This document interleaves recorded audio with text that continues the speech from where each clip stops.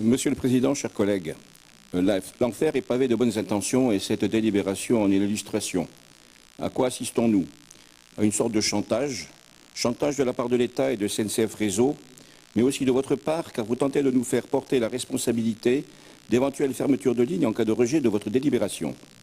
Certes, si nous avons voté la motion du 26 mars 2018, c'était pour faire pression sur l'État, mais il ne s'agissait en aucun cas de vous donner un blanc-seing pour vous substituer à lui dans le financement de l'entretien des voies.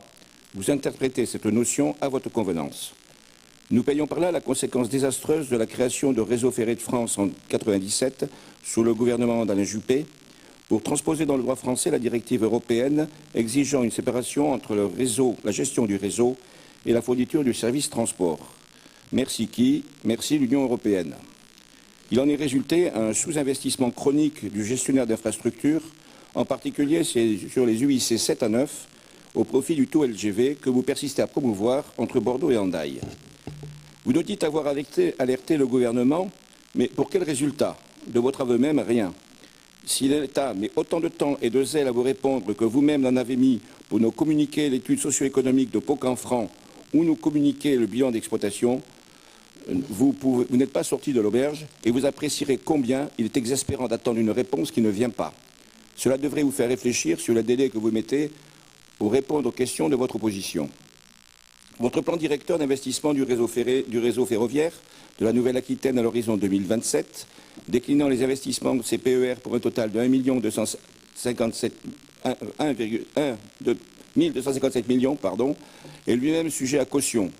En effet, les sommes annoncées proviennent de SNCF Réseau ou d'estimations à dire d'experts, autant dire que les sommes avancées ne reflèteront pas la réalité et qu'au final, l'addition sera beaucoup plus lourde.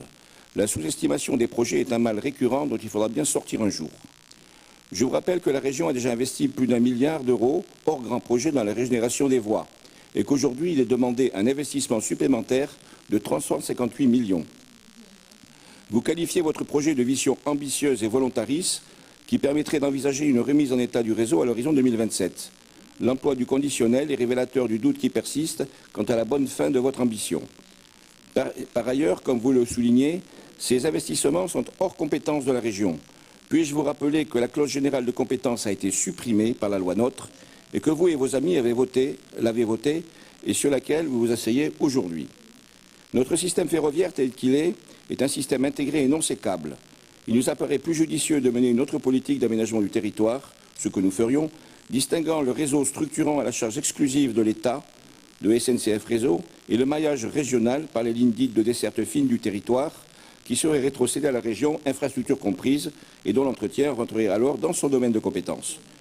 Notre groupe, bien qu'attaché à la conservation des petites lignes, mais pas à n'importe quel prix ni à n'importe quelle condition, ne peut voter une délibération que nous estimons entachée d'irrégularité, car hors compétence.